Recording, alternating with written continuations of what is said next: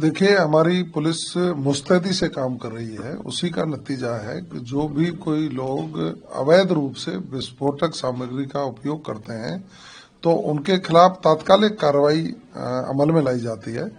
मैं पुलिस को धन्यवाद देना चाहूंगा। नागौर पुलिस ने जिस तरह से कार्रवाई की सूचना के आधार पर और एक सुलेमान खान नाम के व्यक्ति को गिरफ्तार भी किया।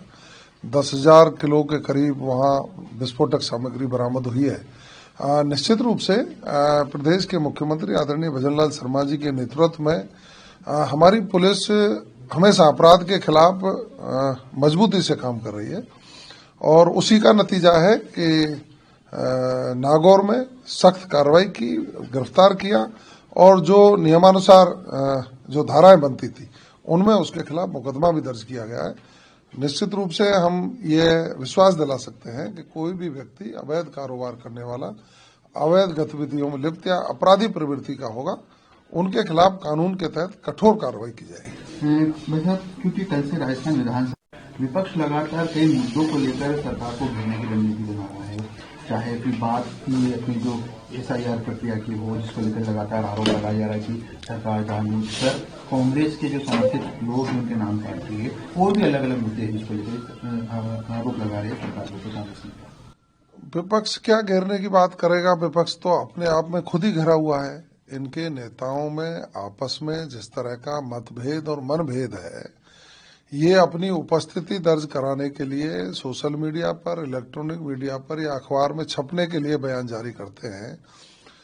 SIR का कार्यक्रम भारत निर्वाचन आयोग ने लागू किया और मैं समझ सकता हूं कि ये पहली बार नहीं हुआ। देश की आजादी के बाद 4-5 बार SIR का कार्यक्रम हुआ है और विशेष पुनरीक्षण इसलिए कराया जाता है कि कहीं कोई बोगस वोटर है या जिनकी डेथ हो गई है वो लगातार उसमें मतदाता सूची में नाम आ रहे हैं, या कहीं शिफ्टेड हो गए हैं उनके कहीं मतदाता सूची में नाम है, या एक व्यक्ति के 2, 3, 4 जगह पर नाम है, तो उसका शुद्धिकरण करना कौन सा अपराध कर दिया। भारत निर्वाचन आयोग का ये जिम्मेदारी बनती है कि वो पारदर्शी तरीके से चुनाव आयोजित कराएं, मतदाता सूची साफ सुथरी हो। तो इनके दर्द इसलिए हुआ कि इनकी जब सरकारें थी तो इन्होंने कुछ मतदाताओं के नाम जो बिहार में थे यहाँ लिखा दिए, यूपी में थे वो राजस्थान में लिखा दिए, या इस मोहल्ले का है वो दूसरे मोहल्ले में लिखा दिया। इस तरह की गड़बड़ियां कांग्रेस के लोगों ने की थी। अब विशेष पुनरीक्षण में दोहरे मतदाता जब कट रहे हैं या शिफ्टेड लोगों के नाम कट रहे हैं तो इनके स्वाभाविक है इनके दर्द चलना, क्योंकि अब तक ये मेलाफाइड इंटेंशन से बोगस वोटर्स के आधार पर चुनावों में अपने आप को विजयी बनाने का एक षड्यंत्र रचते रहे। लेकिन राजस्थान की जनता ने पिछले चुनावों में आईना दिखा दिया।